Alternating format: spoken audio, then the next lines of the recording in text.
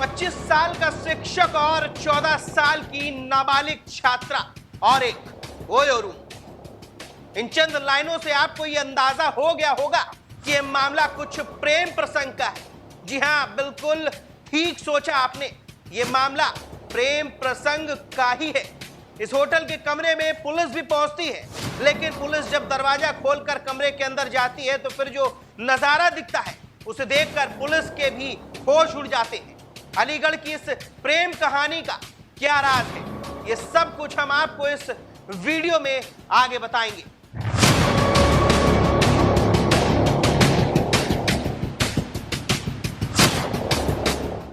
नमस्कार, आप देख रहे हैं द लीडर हिंदी और मैं हूं आपके साथ स्पर्श गुप्ता। ना उम्र की सीमा हो, ना जन्म का हो बंधन, जब प्यार करे कोई तो देखे केवल मन। गाने की ये चंद लाइनें प्रेम की एक अलग परिभाषा गढ़ती हैं और शायद इसी परिभाषा को मंत्र मानते हुए अलीगढ़ में एक स्टूडेंट और टीचर मोहब्बत कर बैठे।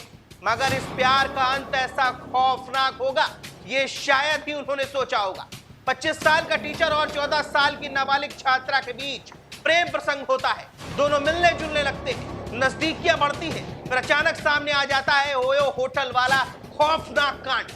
एक होटल में फर्जी आधार कार्ड से पहले एक कमरा लिया जाता है और फिर कमरे के अंदर दोनों प्रेमी जुगल जहर खाकर अपनी जीवन लीला समाप्त कर लेते हैं। मगर अब सबसे बड़ा सवाल ये उठता है कि आखिर ऐसी क्या नौबत आन पड़ी जो इन दोनों को मौत का रास्ता अपनाना पड़ा। इस पूरी कहानी की शुरुआत स्कूल से होती है। 25 साल का चंद्रभान मथुरा से बीटेक करने के बाद अलीगढ़ की एक कोचिंग सेंटर में पढ़ाने लगा था और इसी दौरान उसकी मुलाकात 8वीं कक्षा में पढ़ने वाली एक नाबालिग छात्रा से हुई। वो इसी कोचिंग में पढ़ने आती थी। इसी दौरान दोनों के बीच नजदीकियां बढ़ी और ये मुलाकात प्रेम प्रसंग में बदल गई। करीब 3 महीने पहले दोनों के प्रेम प्रसंग की जानकारी घर वालों को मिली। छात्रा के घर वालों ने तुरंत उसकी ट्यूशन बंद करवा दी। स्कूल में भी उसके ऊपर सख्ती बरती गई, मगर ये दोनों लोग माने नहीं और मिलते रहे। लड़की के घर वालों का कहना है कि उन्होंने कई बार दोनों को रोकने का और समझाने का प्रयास किया, मगर दोनों इश्क के परिवार में इतने अंधे हो गए थे, दोनों पर इश्क का रोग इस कदर लग चुका था कि ये दोनों नहीं माने। उन्होंने किसी की बात नहीं सुनी और फिर सोमवार 5 मई की इस घटना ने सबको झकझोर कर रख दिया। वहीं टीचर के पिता का कहना है कि वो रोजाना की तरह सुबह घर से निकला था, लेकिन वापस लौटकर नहीं आया। उन्हें इस रिश्ते के बारे में भी कोई जानकारी नहीं थी। वहीं होटल मालिक ने बताया कि नाबालिग छात्रा ने अपने असली नाम की जगह मुस्कान नाम से फर्जी आधार कार्ड का इस्तेमाल कर होटल में एंट्री ली। होटल के रजिस्टर में भी यही नाम दर्ज है। इन दोनों लोगों ने सोमवार को होटल के कमरा नंबर 204 में करीब सुबह 8 बजे एंट्री ली और शाम 6 बजे तक जब दरवाजा ना खुला तो होटल संचालक को शक हुआ। संचालक ने पुलिस को सूचना दी। पुलिस आई, दरवाजा खोला तो पुलिस के पैरों तले जमीन खिसक गई। दोनों के शव कमरे के अंदर पड़े थे, पास में ही जहर के पाउच भी पड़े थे।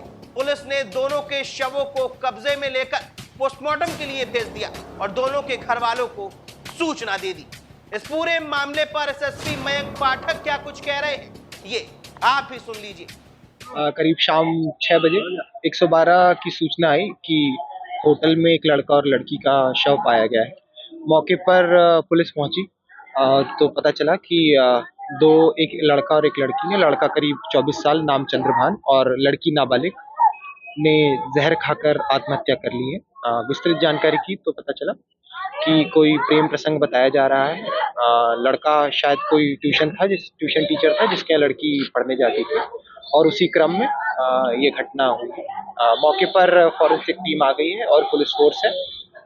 विधिक कार्रवाई प्रचलित है। तहरीर प्राप्त कर अग्रिम विधिक कार्रवाई की जाएगी। 6 साल की बच्ची सामने आया कि